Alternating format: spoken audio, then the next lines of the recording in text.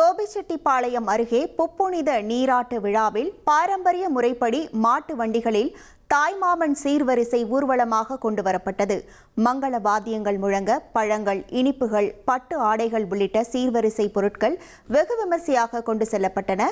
காளைகள் பூட்டிய வண்டி, குவிந்த சீர்வரிசை, தாய்மாமன், அந்த காட்சிகளை பார்க்கலாம்.